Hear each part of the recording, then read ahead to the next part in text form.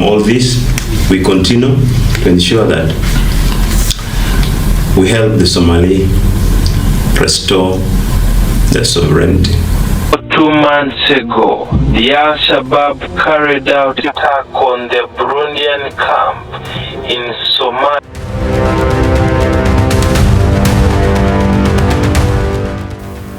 Uganda People's Defense Forces signals Somalia exit as old 100 billion demand gains new meaning.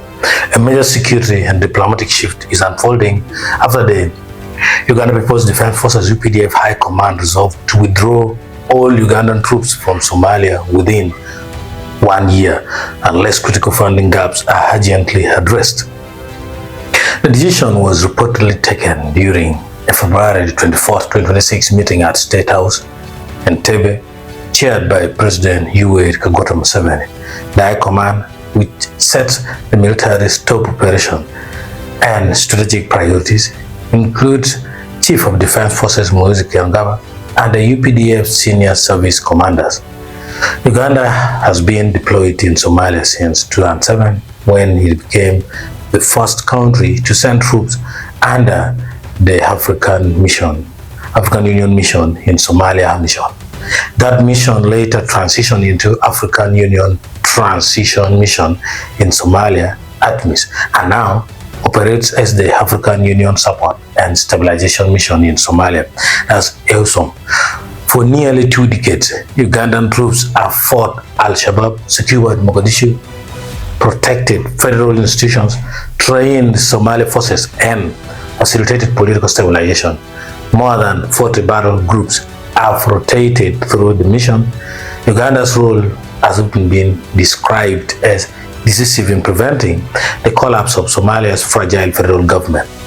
But funding has always been the silent backbone of the operation. Al-Shabaab fighters attacked their base in the lower Shabelle region. On August 16, 2024, General Muhoozi posted a message that many at the time treated as provocative or exaggerated. $100 billion is the minimum I demand from the USA, and they will pay every penny, fast and in a hurry.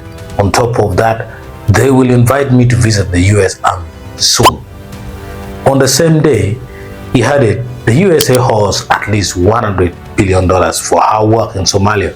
We did a lot better than the people in Ukraine. It seems their specialty is running from Russians. We are waiting for payment. There's also pressure to end the mission in Somalia.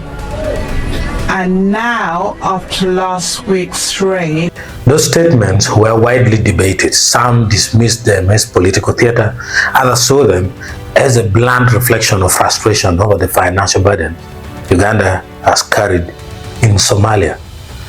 Now in 2026, the UPDF High Command's resolution makes one thing clear. Funding is no longer a side issue. It is central. According to sources, unless stakeholders address financial shortfalls, Uganda will exit Somalia within a year. This is not about resurfacing old threats. We are the ones deliberately revisiting them because the context has changed. What once sounded like rhetorical bravado now sits alongside a concrete military decision tied directly to funding realities. Uganda's Somalia mission has cost lives, equipment, and billions in logistics over 19 years. While the mission has operated under African Union frameworks with international partner support, Kampala's leadership appears to be signaling that the arrangement is no longer sustainable without serious financial guarantees. If the withdrawal proceeds, it will reshape regional security calculations in the Horn of Africa and mark the end of one of Africa's longest foreign deployments. Whether one agrees with the tone or the numbers in his 2024 post, the alignment between General Muhoozi's funding demands and the current withdrawal resolution is striking.